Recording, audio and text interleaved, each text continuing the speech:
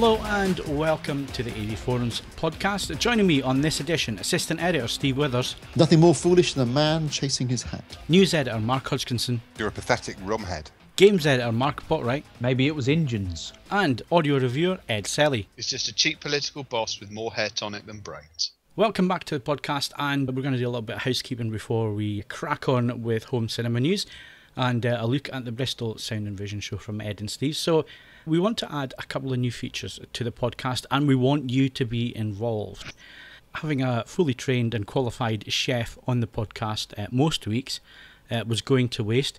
So if you are thinking of movie snacks, you want to make something nice, quick and easy, or you want some ideas, then let us know what you want ideas for in terms of recipes. And Mr. Hodgkinson is going to do his first recipe later on in this podcast. Aren't you, Mark? I am. Any hints? Can't wait. Think fast food. Very fast. Lobster's pretty fast. Think a little bit less highbrow than that. Oh. The second new feature, dear listeners, you might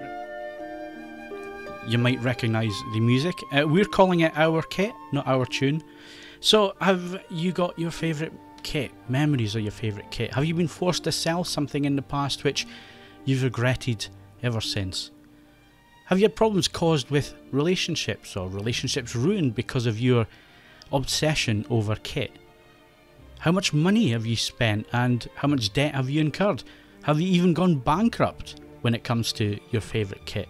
We want to hear your stories, so send us an email to podcast@avforums.com and we'll read out the best ones that we get. So hopefully we'll have lots of communication from you on recipes that you want and of course our kit. So let's move on to home cinema news.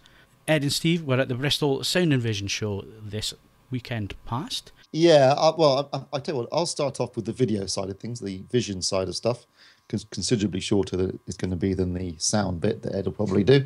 If you're going there, there was a time definitely when the Bristol show had quite a lot of video on display, like projector manufacturers, lots of other products related to video and the vision side of things, but that's gradually been decreasing over the last few years. So, for example, last year Sim 2 weren't there in any real way. They were there only in terms of the same distributor who does things like Peachtree and Anthem and Paradigm, but the actual projectors weren't on display. There was no big demo room like they used to have. And this year, it's actually the area where they would normally be was now Name, and they were in fact up in one of the hotel rooms. So they'd gone. Sony weren't there this year. No VW500, which surprised me. I know we were talking about it last week. So we were left basically with good old JVC, always in the same spot as you come in the front door to the left. And they were demonstrating their X500, which is a fantastic projector. We've already reviewed it. We've discussed it at length on this podcast. I know Phil's currently got the X700, which will be going up on the site very soon.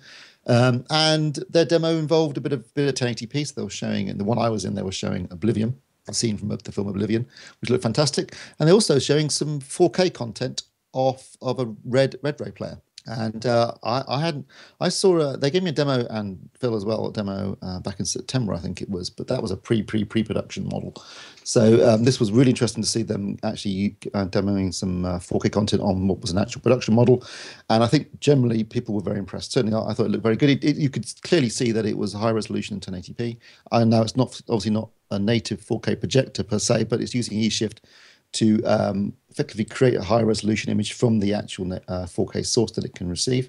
So that was impressive. I was very impressed with that. And, I think it gives you an idea that the X500 can be a projector you could buy, although it's not native 4K. It gives you an option with 4K content that you wouldn't otherwise have. And given how little 4K content there currently is, I think it's a big issue, but certainly it means that there is a degree of future-proofing in that projector, even though it's not a native 4K projector. See, that's one of the things that I've had to do with the X700 was find some 4K content. Yeah. Obviously, I'm lucky in the fact that I've got a really powerful laptop that can play back 4K content without stutter and judder. Unless you've got a really big, highly spec PC or Mac, if you're getting stuff with the internet, you're really going to struggle in playback terms. Where else are you going to get the 4K material? And this is something I've really struggled with the X700 review. It looks fantastic when you put 4K material in it, but where are you going to get your 4K content from? It's one of these things, and I'll go into it in length in the review, so I'm not going to spoil that too much. Phil, can you hang on 1 second, Phil? My parents are trying to ring me up. off. F off, Mum, I'm busy. Language, Timothy. So you're doing something less embarrassing in front of internet. Yeah, could be worse. What game are you playing this week, Mark? No, it's FA Cup replay, actually. All right, Hull, is it? Yeah. All right. One ticket to Hull, please. Well, I'm actually missing Fifth Gear. Even I wouldn't watch that one. I've got it recording on Discovery. Right, sorry. You need to Yeah, so that was JVC, and then up on the fourth floor was Optoma, who was showing off the HD91. Again, we've already reviewed this. This is the LED projector that they actually hasn't launched yet. It launches in March. It's going to be £2,999, which is a bit of a game changer in terms of price for a home cinema LED projector. And again, they were demoing it in a hotel room, so they didn't have a lot of space to set it up. But it could demonstrate that it could produce a large and bright image from an LED light source. Plenty of detail, great motion handling. They weren't showing any 3D, which is a shame because it's one of the strengths of DLP. But it's a projector that definitely impressed me. It got highly recommended, I think people who saw it were impressed. Certainly, the people I was with were impressed. They don't show 3D because, let's face it, nobody's interested in bloody 3D anymore. I don't think he could get it to work. Actually, the guy had it on and he's putting the glasses on, going, "Is that 3D? Is that very subtle 3D?" I said, "Listen, mate, it's 2D. Can you not see the difference?" Anyway, never mind. And then down on the third floor, there was Epson, who was showing their TW9200, which is their latest flagship three-chip LCD 3D projector, which we were getting in for review on this Friday. Again, looked very good, very big, bright, detailed images. But that's it. That was it as far as and there was also a demonstration of the LG 4K TV, the LA970, against their 55-inch OLED TV, the EA980, both again of which we've reviewed. We didn't give a badge to the 4K. A bit disappointed with that one, but obviously the EA980 review went up last week, and that got a reference status. It was spectacular, and obviously in the demo, you could clearly see that the native blacks on the OLED were vastly superior to the 4K TV. Obviously, with 4K content, you had the higher resolution, but what it did show is that the further back you went in the room, the less resolution was really an issue. In fact, at the very back of the room, it was different. You couldn't really even tell when it was a DVD that was up there. So it just goes to show that 4K is all well and good, but if you're sat away from the TV, it's not going to make a lot of difference. And that was it as far as vision goes at the show. Over to you, Ed. Well, I'm not going to recite everything that was there for audio because there was a fair amount. I am going to disagree with Steve as a strong term because I don't necessarily didn't come away seeing anything where I thought I need to own that. But I was slightly encouraged by the fact that turnout was apparently up on previous years. And also, and I was only sort of beginning to realise this when I was comparing notes with some colleagues on the train home and the following day, the actual audience that turned up was younger than I remember. It had ladies in it, which came as a genuine surprise, some of which were clearly not there through coercion. I need to point that out as well. And I don't know, it's not necessarily great news for the sort of further progress of 4K, but 2-channel is slowly becoming sort of slightly more relevant to more people again, which is sort of pleasing. One interesting one is Steve goes, "Oh, Sony weren't there." They were. They didn't bring a television or anything, sort of loutish or uncouth. They had a 2-channel demonstration, and that's the first time I can remember Sony doing a 2-channel demonstration since 2003, 2004. There's margin in it. So, there's people buying it. There's people interested. So, Ed, are you saying that people are there for £120,000 statement equipment, or are they there for headphones and wireless speakers and Bluetooth speakers and that kind of thing? They're actually for something in between. The ludicrously expensive products, and obviously, Namer brought the statement. There was a clear audio turntable on one of the floors, which looked like a piece of sort of heavy engineering, and I believe is a 6-figure price tag. But most of the equipment was sort of more was within those considerable extremes. And I think people are looking at streaming solutions. They're looking at methods of getting sound into more than one room without sort of wired installation and another messiness. And excuse me, they are effectively sort of developing a bit of interest in that. So, I was guardedly positive. And it must be said, you just mentioned the name statement. I'll choose my words carefully. Name scored a bit of an own goal here, because the demo that they gave to press on the Friday was, I found this out having now spoken to other people who went to the normal dems, was an order of magnitude more feeble than the demonstration they were actually giving members of the public. The ones that the public had were louder. It featured music that had sort of bass and other exciting things. When us members of the press were all parked in there, they played 4 completely irrelevant pieces of music at kitten's breath volume. So it made no odds whether they had 700 watts or 7 watts. And considering there was £250,000 worth of equipment in front of us, Ed, it was woefully unimpressive. Utterly uninspiring. And what's bizarre is that members of the public got all sorts of stuff. They got stuff with bass and drive and attack. And so actually you've got this weird situation where you've got members of the public going, yeah, that was really good, and you've got journos going, don't get it at all. Also, I will say, just as a slide, it was the first Bristol show in 9 years where I bought something. What did you buy? I bought a small piece of a turntable. A piece of a turntable. Yeah. What, a little wire?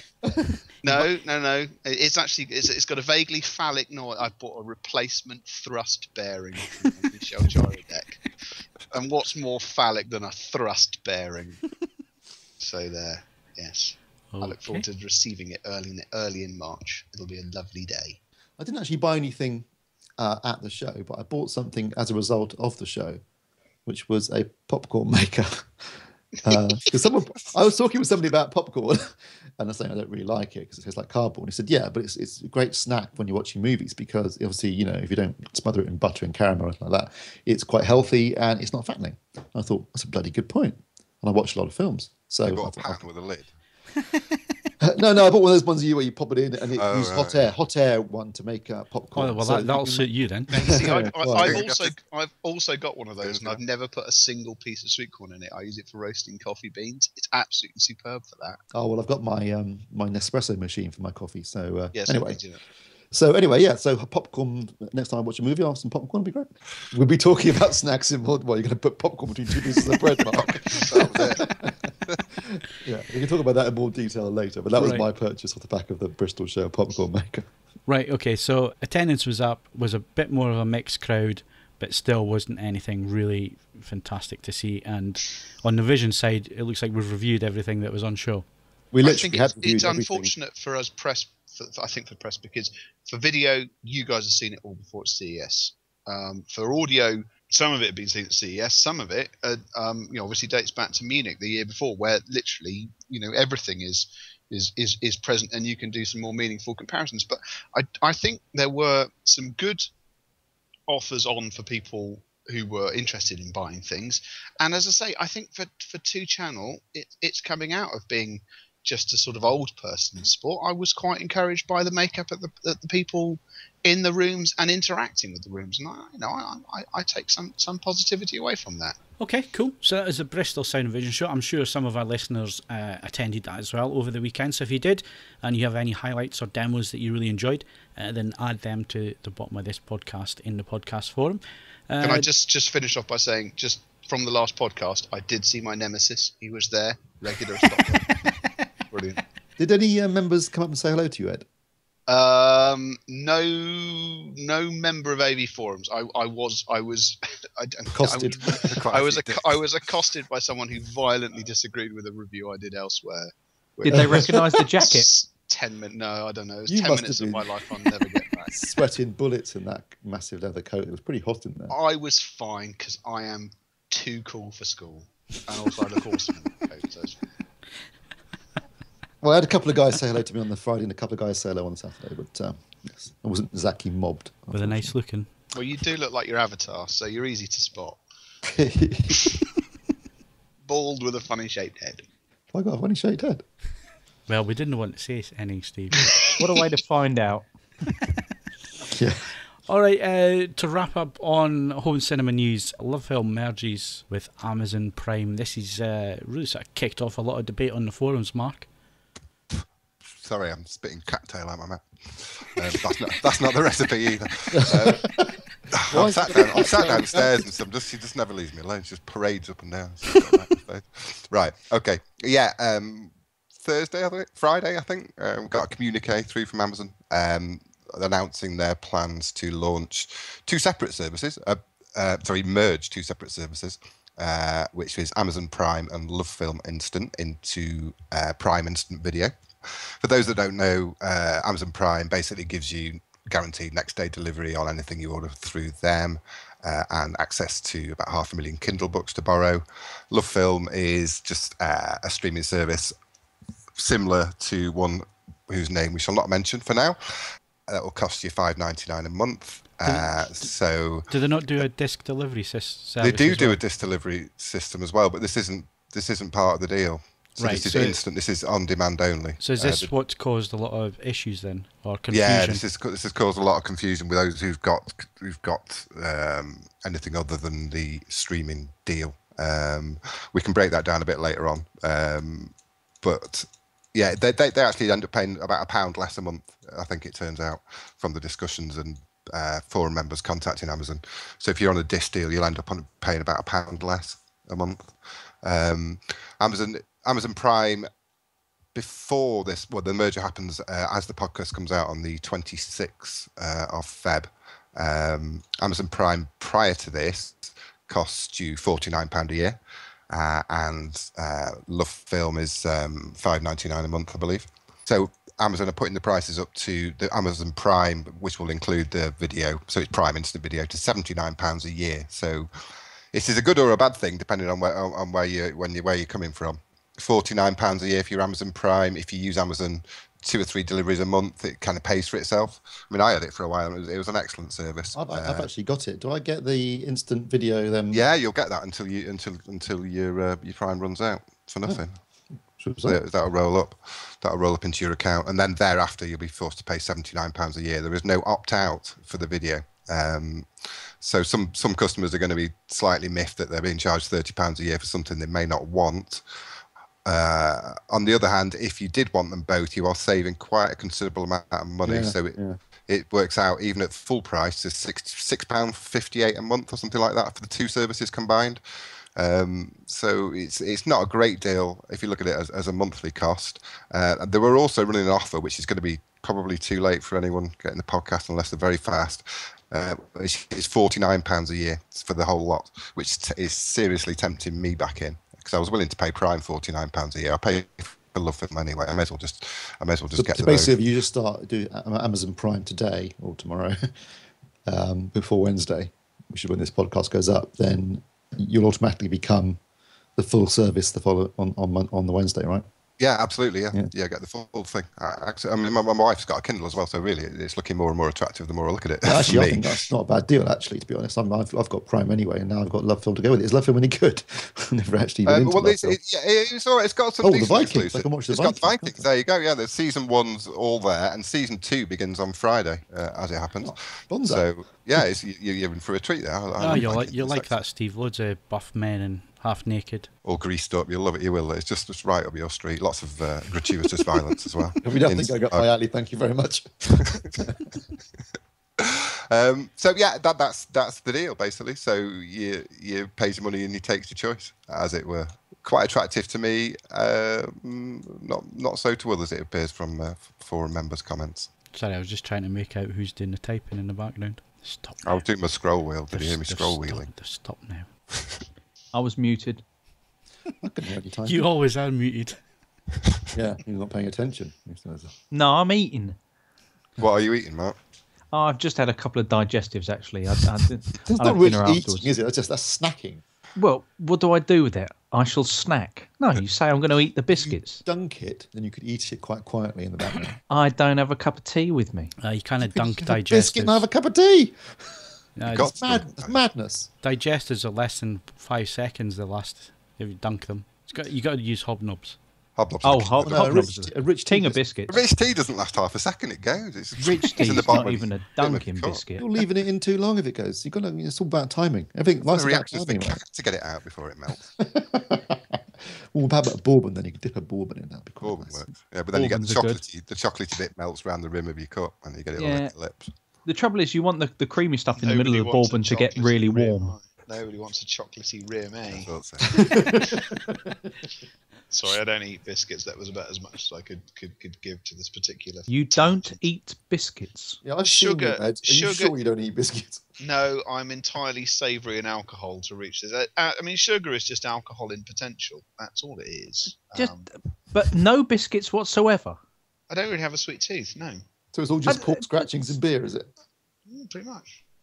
I'm sorry, but that's almost like serial killer territory for me.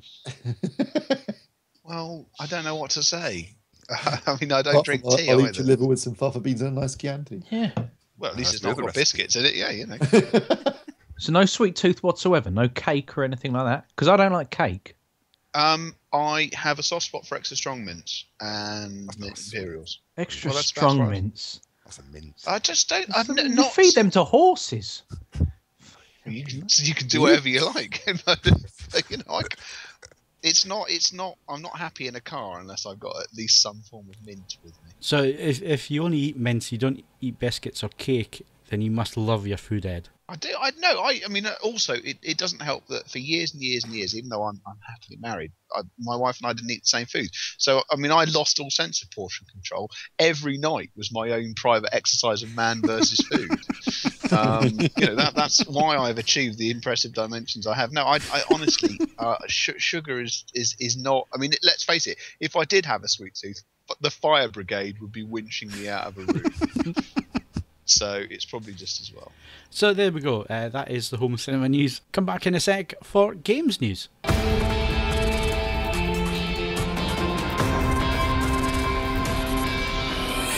Right, so games news, Mark. The first one, Xbox One price cut. Is this because it's not selling? In short, yes. Well, it's not selling in comparison to the PS4. So obviously something was needed, but it's also they're dropping it down to $399. This will be from February the 28th onwards, but they're also announcing a Titanfall bundle. So that's going to be one of those, like with the day one edition, while stocks last. But you wouldn't be surprised to see it come on, a little bit longer than that. See extra stock come about, because $399 with Titanfall, that's putting it very much in, PS4 territory in terms of what you're getting there. If you consider the fact that a lot of the games are around the £50 mark, you can pick a few up for £40, but it's certainly, in comparison to where the PS4 is, it makes it very, very tempting. And of course, Microsoft have got some form with it. This kind of thing. The original Xbox dropped £100. That was just a month after that launched because that wasn't selling. So yeah, it's the UK is kind of a probably quite a key territory for Microsoft. It's kind of seen as perhaps a bit of an extension of the US territory. It was the second largest for the 360, wasn't it? Yeah, exactly. And I think the problem is that they've just kind of misread why that was, thinking that it was because people liked the Microsoft product, as opposed to the fact that for a large amount of time they were immeasurably cheaper than the competition, which is, the UK market usually goes with what's the cheapest console. But no, this is a really, really kind of smart move. It's very kind of aggressive. A lot of people thought that it would take a long time for them to eat any kind of humble pie and drop that price below £400, because anything over 400 automatically looks exorbitant. $399, even though you're a pound away, it still seems like you're getting a better deal. And as soon as you bundle a game in there as well, and I think it's coming with a gold subscription as well. I don't know how long. Yeah, I can say how long is that? Well, it says Xbox Live Gold, but if that's 12 months, and it really is starting to become a really good buy. Yeah, I was going to say. I mean, I'm assuming that they wouldn't just pop in like the 14-day version or something like that. Perhaps it'll be 3 months, but whatever it is, it's certainly everything chips away and makes it a better deal. And as soon as they've got that killer app, as soon as Titanfall's out,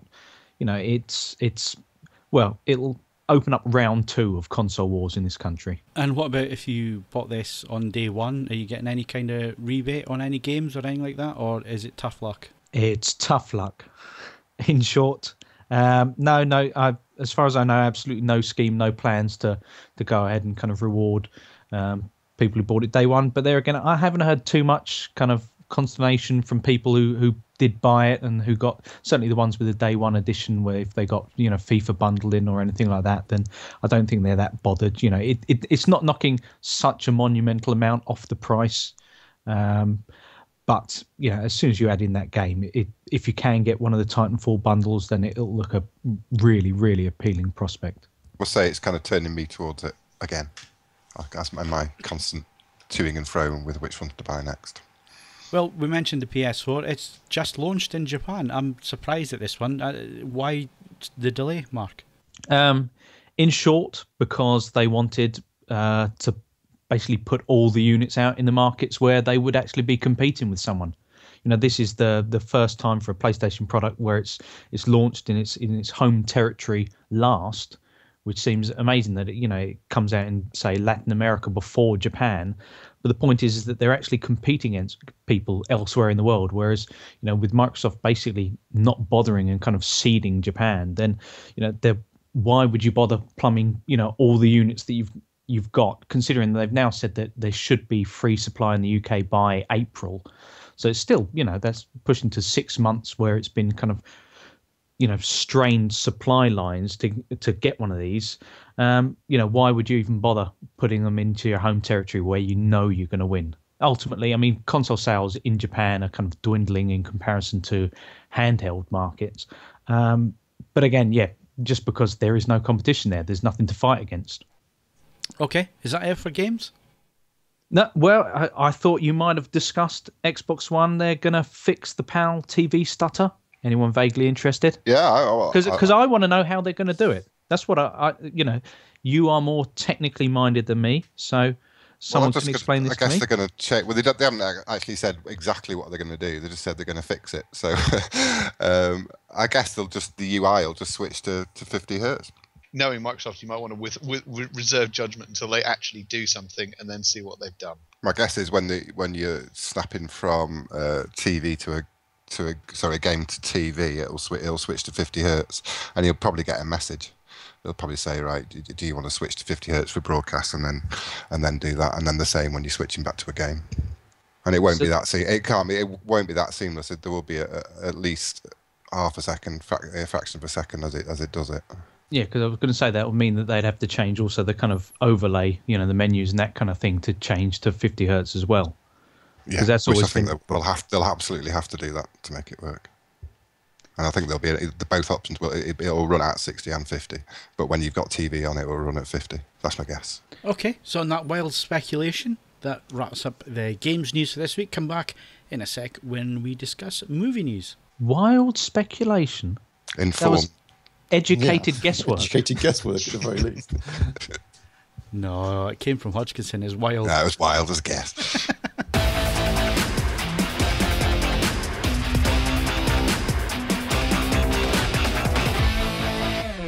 Right, so movie news, and we're going to start on a sad piece of news. It's just broken this evening as we're recording the podcast. Steve, you want to tell us all about it? Yeah, sadly, Harold Ramis has died at the age of 69. Harold Ramis, who of course wrote Animal House, Caddyshack, Stripes, Groundhog Day. He also directed Groundhog Day. I think he co-wrote Ghostbusters with Dan Aykroyd. Was in Ghostbusters as well.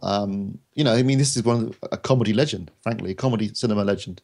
Animal House is an absolute masterpiece. It's one of the funniest things I've ever seen. Groundhog Day is genuinely a masterpiece. I think it is an absolutely brilliant film. I mean, a lot of people have kind of said that Harold Ramis really made Bill Murray as a star, and I think that's true to a certain extent. And I think to a certain extent, Bill Murray resented that for the rest of Harold Ramis's life. They actually fell out massively when they were shooting Groundhog Day, and really didn't talk again since until very recently, when it became clear that Harold Ramis was very ill.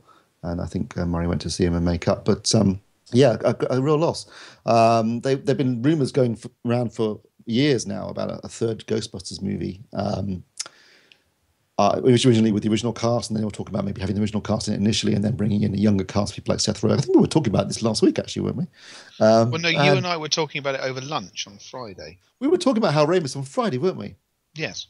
That's right. It was you I was talking to about. It's a strange coincidence. But just to point to our listeners that we are on message literally all the time. Anyway, the news broke today, just as we were about to record this, and yeah, it's 69. 69 is not old these days. That's pretty young. And the guy was still quite active until recently. He directed a number of episodes of The Office, the American version of The Office. He directed the remake of Bedazzled. He directed Analyze This and Analyze That. So he was still he was also did some performances too. He was in Knocked Up as Seth Rogen's father. And it's sad. It's very sad. So I didn't realise. Actually, I have to be honest. Philistine moment. I didn't realise he was responsible for as much as that. But Egon Spengler is just a fantastic character. I've always loved that, and that will be. I have to say, for better or worse, that will always be what Harold Ramis was for me. And no, I think that's a tremendous shame. And I just hope that we didn't curse him by simply discussing him over food in Bristol. Yeah, it was all because of you and Steve. Hang your heads and shave. Right, so before we have any more depressing stuff from Steve, let's move over to Mark for his AV snack recipe.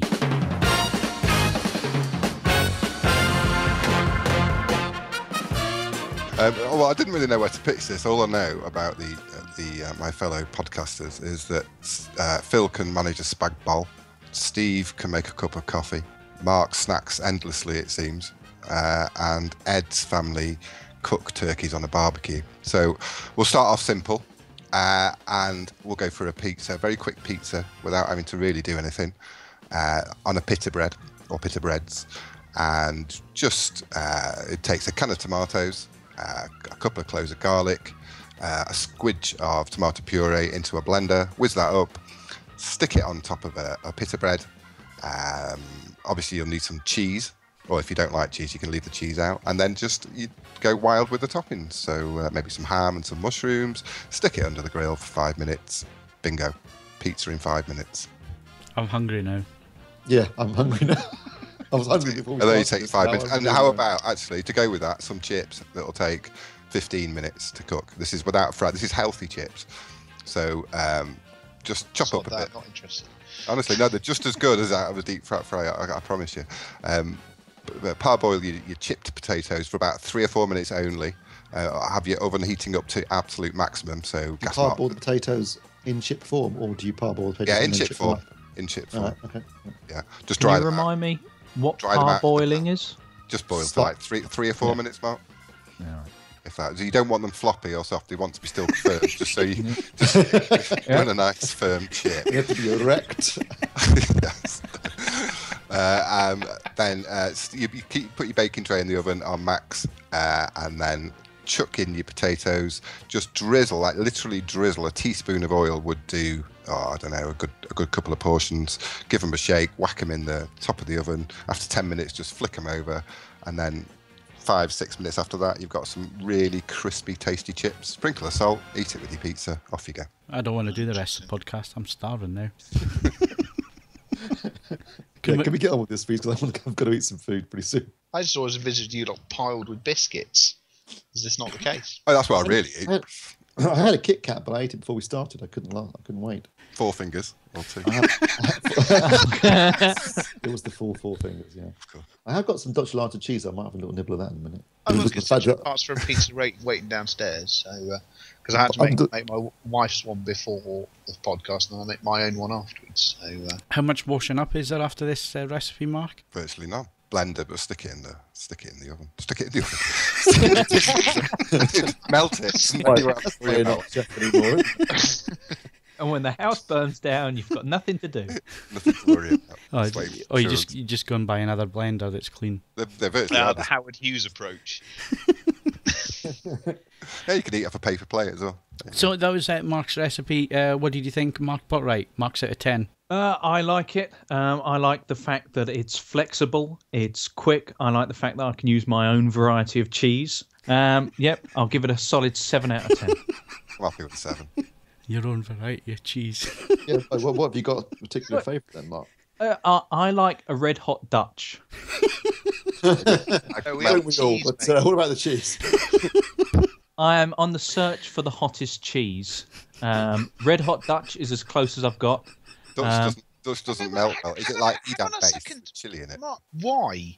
When you can essentially, when we're talking about something, especially in the context of making a pizza topping, you can either add chili to the blended tomatoes, and that gives you a very consistent uniform heat. And you can vary it depending on whether you use Girly Man chilies or Naga Vipers, or you can apply a chili or other heat-based toppings on top of the cheese. The cheese itself doesn't require any form of Scoville rating at all. It's an irrelevance. You can cheese is effectively an adhesive, isn't it? The whole bloody thing together.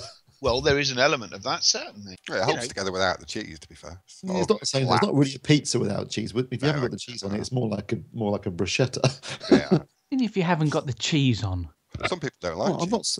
On pizza? A bit of Monterey Jack in there, or a bit of mozzarella. Brilliant. Just some people in general don't like cheese. I know quite Isn't Monterey Jack that Dayglow stuff that appears in American-themed burger restaurants? Shouldn't it just be yellowy with the red flecks? Oh, it's cheese, but it's quite a tasty cheese. Oh, Christ, that cheese I had on that chili dog in Vegas, that wasn't a f***ing cheese. Oh, that was disgusting. That's no move. Why you got that when you were already ill is beyond me. Well, it was never going to have a happy ending, was it? What I should have asked for was a chili dog, not a cheese chili dog or whatever it was. I think that actually had dog in it, to be perfectly honest. It looked like no cheese I've ever seen in my life. It's squirty cheese. They have cheese that you can squirt. Yeah, it was that squirty stuff. Yeah, that isn't cheese. Oh, it's disgusting. Steve marks out of 10 for Mark's. I'll give that a cheeky 8 because what I like about it is flexibility. I can have my own toppings. I can mix and match it. I can have a different thing every night. I watch a lot of films, so I need a lot of variety, and that gives me that option.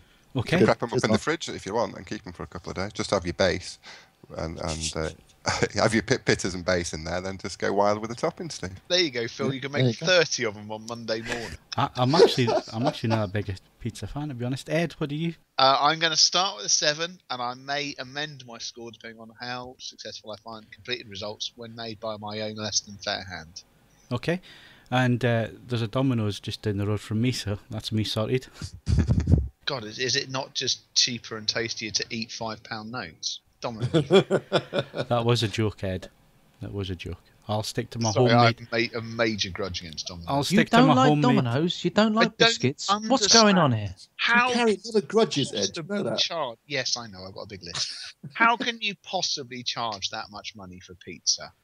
I mean, ambitious isn't the word, and it's not even good pizza. It's lovely. The Meteor is good. Oh, the little meatballs on it. Are they the ones that put hot dogs in the crust? So they do. No. Yes, they do. Yes, they do. You can have that. That's not the Meteor, though, is it? I don't know. No. You choose what crust you want. You can have stuffed crust or hot dog crust or cheesy crust or whatever you like. And all you have to do is pay as much as you would for real food. Yeah, it is bloody expensive. It's just appalling. And we'd like to welcome our new podcast sponsors, Domino's. They outbid Netflix. Oh, you said it. I can see that working actually as a people who watch a lot of AV enthusiasts watch a lot of films at home. I think they probably order a lot of pizzas in, if I'm being honest. I don't want to discriminate against Phil here, but if any listener happens to work for a major European brewery, I'm open to personal sponsorship, even if you don't. Did we not agree on Friday that we need to do more podcasts whilst drunk?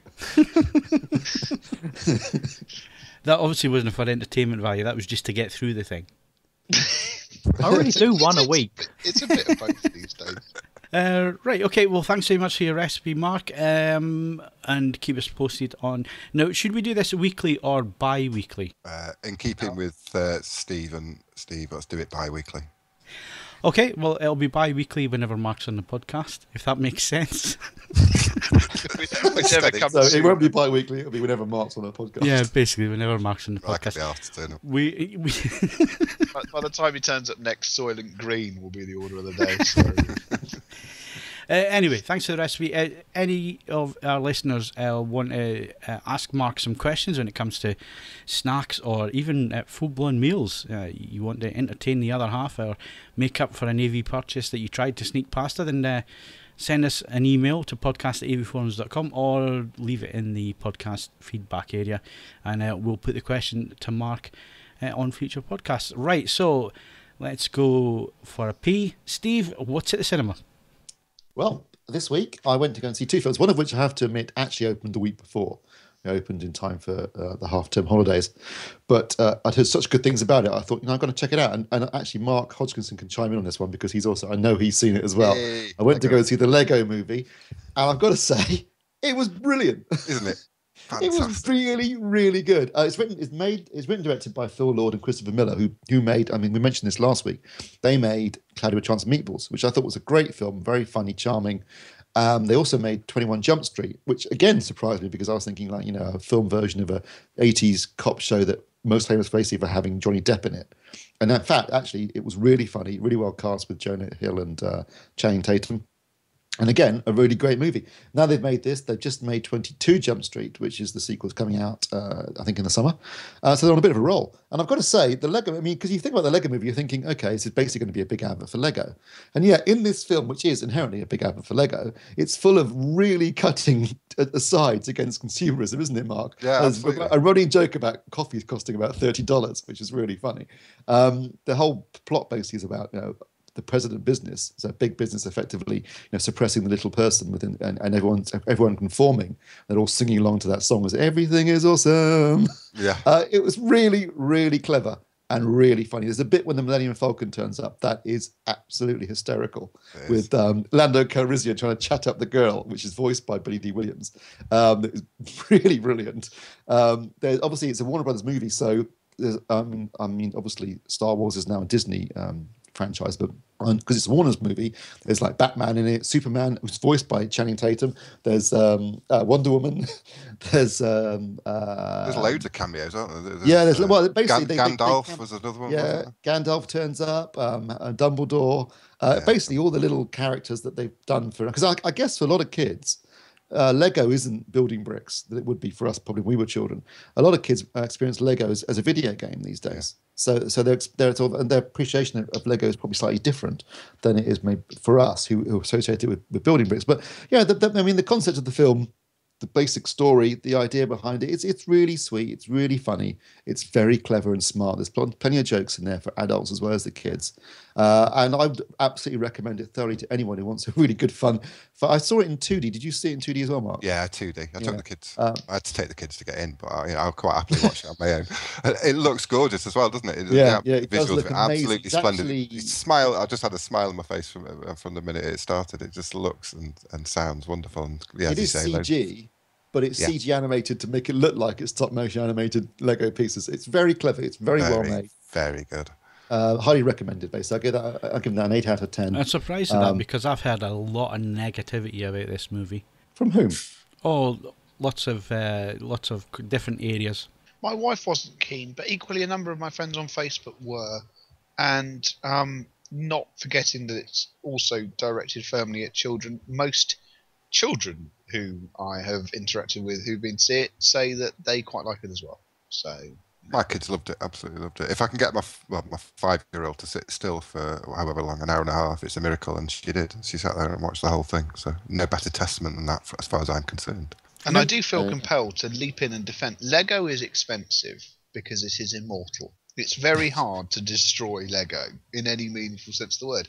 So it's priced with a view that, broadly speaking, it doesn't wear out. I mean, I'm going to be completely honest. Obviously, my boy's far too small for Lego at the moment, but I don't necessarily need to buy any more Lego because all of my Lego is still completely and utterly intact and ready to simply be handed over to him. I never saw the appeal when I was a kid. I did not like I love Lego. making Lego stuff. That's great. Lego. I should point out that a special mention goes to Liam Neeson, that comedy god who plays good cop, bad cop in it. It's really funny. But they missed a really obvious joke, didn't they, Mark? Because there's a whole thing with this with basically glue, and it's called the Craggle. It's just basically crazy glue, but there's bits of words missing. It's a bit like V'ger in Star Trek. So Craggle. But at one point, someone says, "Release the Craggle."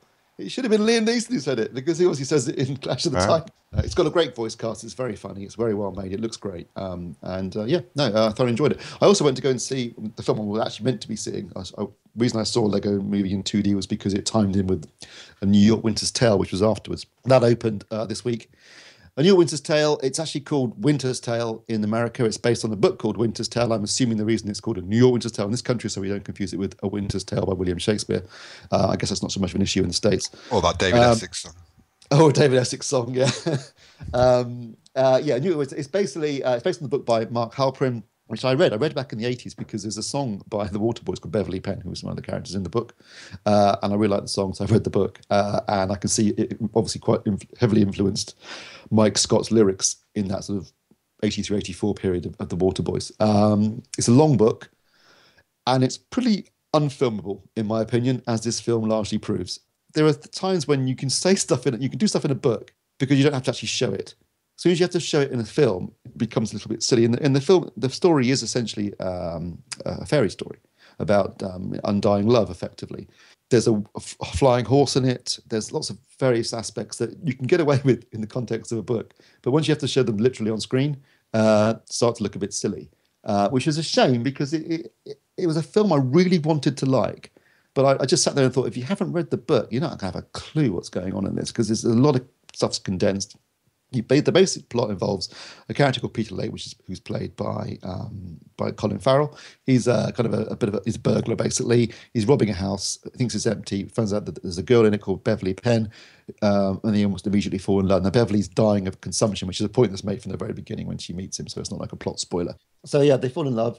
He's being chased by a character called Pearly Soames, who is basically a demon, played by Russell Crowe, who is hamming it up something chronic in this film. He's got an Irish accent that is actually worse than his Nottingham accent in Robin Hood, which I didn't think was possible. You'd think, given that Colin Farrell was on set, you could have given him a few tips on how to do an Irish brogue, but apparently not. He sounds ludicrous in it. There's a white horse, which is basically a spirit guide. That's the one that flies, although also referred to as a dog at various times by Russell Crowe's character, because I think it could be either in terms of the spirit guide, but it is in the form of a horse in the film. You're getting an idea of how confusing this might be. And then it jumps from 1916 to 2014. You know, if you've ever seen the film The Lake House, I love The Lake House. I think it's a great movie. Not a lick of sense to it at all. Basically, there's time travel involved between Keanu Reeves and Sandra Bullock, which, when you think about logic, doesn't make any sense at all. But you just don't care because you're wrapped up in the film and you follow its basic rules and you like the characters. You know, it doesn't make any sense when suddenly you jump from 1916 to 2014 and all the characters you've known up to that point suddenly just disappear because obviously you're in a different time period, except for Peter Lake, who's still knocking around in 2014 and hasn't changed at all for no obvious reason. That is explained much better in the book. So, yeah, I think it's just going to become a confusing film for anyone who hasn't read the book, basically. Right, so marks out of 10 for that one. 5. So your movie of the week is? Lego Movie. Okay, there you go. There you go. Go and see the Lego Movie. And Blu-ray is released this week very quickly. We've got Thor: The Dark World, One Chance, Safety Not Guaranteed, Serpico, and Phantom of the Paradise. What's worth picking up there? Well, Thor: The Dark World I quite enjoyed, if you like a bit of Marvel comic book action. I got the Blu-ray, I got it last week. It came early. And there's a really good little Marvel one-shot. They do like little 10-minute mini films that they put on their Blu-rays. This one involved a character played by Ben Kingsley from Iron Man 3 that is actually really funny and worth seeing in itself. It's not a bad disc, got comedy track, extras, deleted scenes, etc. One Chance I have not seen. It's the Paul Potts movie with what's his name? Corden. What's his first name? James Corden. Thank you. Yeah, James Corden. I haven't seen it, so I can't really comment on that. Safe Not Guaranteed. I have seen. I saw it on Netflix about 8 or 9 months ago, which had just come out on Blu-ray in this country. Kaz has just reviewed it. The review's just gone up, and I really enjoyed it. I thought it was quite a quirky little comedy possibly about time travel, or maybe not, depending on. Seemingly better watching it on Netflix and not getting the Blu-ray, because there's nothing on the Blu-ray, and the picture quality is not great. Yeah, and it's also cheaper, of course. Oh yeah, a lot cheaper. And then we've got Serpico, which is obviously the Al Pacino movie of 1973, I think, where he plays a cop who's basically up against a bunch of corrupt cops in New York, based upon a true story. Great performance by Al Pacino, fantastic film. If you haven't seen it, it's definitely worth picking up. That review's also up. That was done by Simon last week. And then Phantom of the Paradise, which is directed by Brian De Palma. Yeah, Brian De Palma. It's kind of a rock opera / version of Phantom of the Opera, obviously, but with rock music. It's demented and incredibly good fun. If you're a De Palma fan, it's definitely worth seeing. I think Chris's review does make some really interesting points about how influential it was in later films, and not just Rocky Horror Picture Show, but other stuff. And again, his review's up and worth reading. I'd probably pick Thor. Okay, so that's the Blu-rays out this week. And to wrap up the podcast, very quickly, we mentioned right back at the start, our kit. Memories of favourite audio kit, visual kit, whatever that you've had in the past, problems it's maybe caused you with relationships, or maybe it's ruined relationships, maybe you spent too much money, maybe you've gone bankrupt. Okay, guys, let's start with Steve. I'd probably hit all of those points of some. Definitely obsessive, definitely ruined relationships, definitely spent far too much money. But, at the end of the day, I've been happy. And the one bit of kit that you regret ever getting rid of? Actually, I think a bit like you. I regret now selling my Laserdisc player. Yeah, that's mine. And my Laserdiscs. I think it's just rose tinted specs, to be honest. But I really... Oh, yeah. No, totally. I did actually put one on a couple of years ago and it looked bloody awful. Yeah. But, and I also had a really nice... I used to have a really nice separate, as opposed to an AV receiver. I used to have a really nice set with Meridian, actually, which I really liked, with separate amplification and everything, and that was pretty cool. But it just took up so much space at the time when I sold it. And I was in Hong Kong and I couldn't really fit all this into an apartment. I do miss that. You weren't in Hong Kong, were you? I'll tell you, you're in Tokyo next. Well, since you mention it, Mark. Mark Borwright. A football must have picked up. He's got to make a pita bread pizza. What's the score in the football? It's 2-0 to Hull. All right. Okay, You're better. And arguably, both should have been disallowed, in my view. Kit, I'm afraid I don't really kind of fall into any of those categories of kit ever actually getting me in trouble or anything like that. So I don't have quite the same addiction that others have. Right. Well, that makes for a boring games piece. console. It must be games that you love, or... All right. Loved my SNES. That's the one with the most abiding memories, simply because I think it was almost towards the end of the days of it, actually, consoles being uniformly reliable. That thing hit the floor. It had a cat sleeping on it. Had the cat's creosote paw prints on it. Sun-bleached yellow. It was baked by a window. Fluff in the cart slot. Hit the floor numerous times. You could wrap the wire around the controllers and never worry that the wires inside would twist and sever. And basically, you could use it to bang in nails. And I look back and it was one of those consoles that I got rid of, and then I kept just one cartridge. The favourite game, Super Return of the Jedi, is still sitting somewhere. Not just because they were the old cardboard boxes as well. So if you kept the SNES game and you kept the cardboard box really well, you can't put anything on top of it. You have to keep it like in its own little plastic bag, rather sadly. And so that's the one. That's the last straggler. You're starting to sound like Withers here with his OCD. Oh, well, you don't want to get me onto how I store my comics, so let's stay away from that.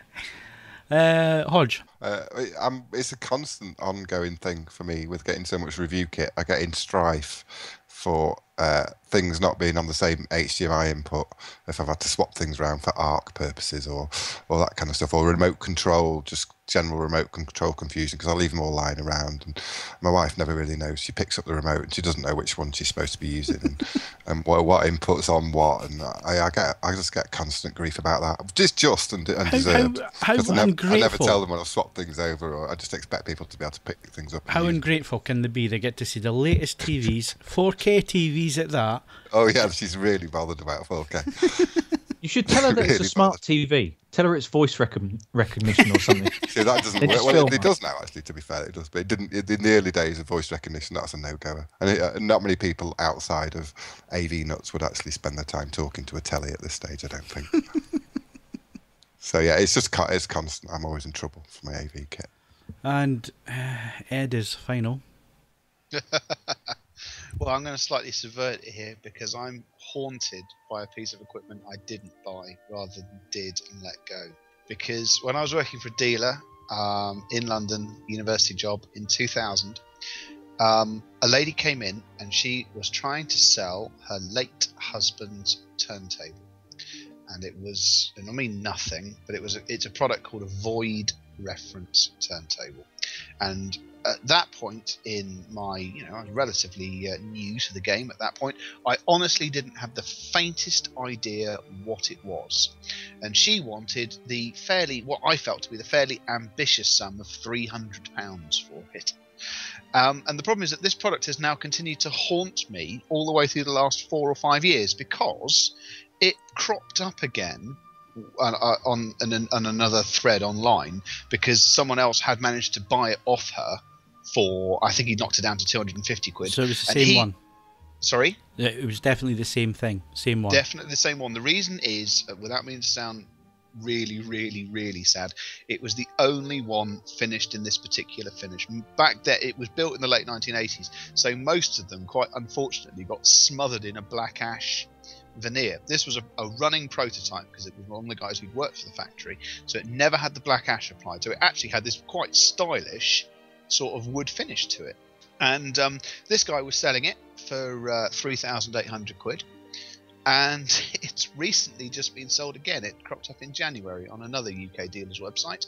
Again, the same turntable, same tone arm, and he got shot of it for slightly over £5,000. And having now heard a Void reference, the fact that I had the opportunity to buy one for, okay, it would have been a significant outlay as a student, but I kick myself every sodding day. And every time I see the damn thing, because it now exists within my circle of people I know, and it just winds me up every time. But you kind of blame yourself for that though, Ed, because like you admitted right at the start, you didn't know what it was and you didn't appreciate what it was, so why kick yourself to death over it? Well, because I can't afford $5,000, Phil, and it's just obviously it's the grass is always greener. A triumph of obsolete technology, but it's a Void turntables are a magnificent thing. Basically, if you any forumite, if you are perusing car boot sales, deceased relatives, estates, so on and so forth, if you find a turntable which has got it'll have a separate power supply with Void VOYD. Just make sure you hold on to those. They're worth a lot of money, and they are exceptionally good. Don't make the mistake I did, kids. But sometimes the grass isn't greener, Ed. Sometimes, maybe it's just you're lusting after it, and once you have it in your possession, it won't live up to... Well, yes, but at the very least, Phil, I could then dispatch it from my possession and spend £5,000 on beer. That's half of it, I suppose. There's nothing else. Right, time to finish this. You Phil? Me, well, it's my Laserdisc collection. When I actually think about, all the time that I spent going through shops, finding specialist shops, the number of trips to London and Manchester that I used to make just to go and buy some Laserdiscs, the amount of money I spent on Laserdisc players, I spent an absolute fortune, and all that time and effort and all the rest of it, and I just got rid of it. And I have a real fondness for it. It's kind of like probably Ed's fondness of vinyl. I have a fondness for that because he used to get the big gatefold sleeves. It's got magnificent interactivity. Brilliant artwork, really interesting stuff to read on the inside covers. Box sets were always beautiful. I mean, really, really nicely put together box sets. It was the first time you ever got extras on stuff. So this was before DVD and all the extras. It was the first time that you actually had that interactivity, chapter search, all the rest of it. And the other thing was it was a small community, a small niche of people, which made it feel that extra bit special. I mean, DVD went mainstream. So it lost that appeal. It lost that special significance of finding that first DTS disc and making sure that your Laserdisc player could output the bit stream so you could listen to it on your latest AVR. And it was a tiny little community back then, and it felt like a small community. Now I think it's lost all that appeal, to be honest. Get into vinyl, mate. Come and join us. Yeah, at least vinyl still sounds good. Whereas, you can spend let's be a honest. fortune on it. It's as cliquey as you like. It is a neurosis-driven exercise because it's possible to nuke an incredibly expensive record and/or cartridge. I don't and/or both. I don't have good memories of vinyl, Ed. I was a DJ for 10 years, and it used to be the bane of my life. All right, that's not a problem. I'll let you off.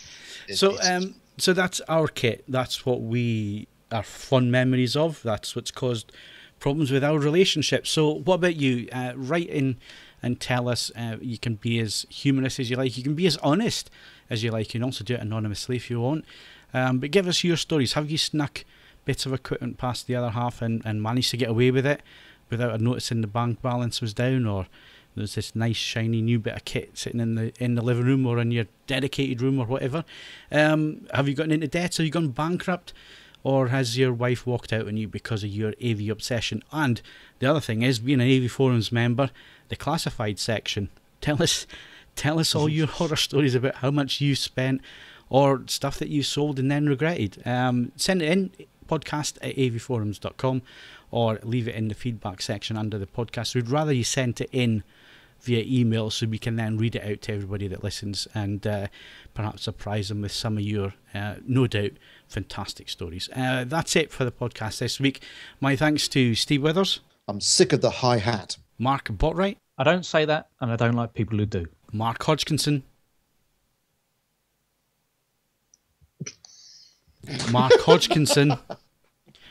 Paging Mark Hodgkinson. He's making his pizza. Chef. I want to go make that pizza. Yeah, I'm hungry. Can we get this over with? All right, he's not there. And Ed Selly. If you want to keep your mouth shut, it's going to cost you some dough. I figure $1,000 is reasonable, so I want 2. Don't forget you can follow us on Twitter and Facebook. Bookmark AV Forums for the latest reviews, news and video. Plus, why not leave us a rating on iTunes if you enjoyed the show. I'm Phil Hinton. Thanks very much for listening, and we'll see you again next Wednesday.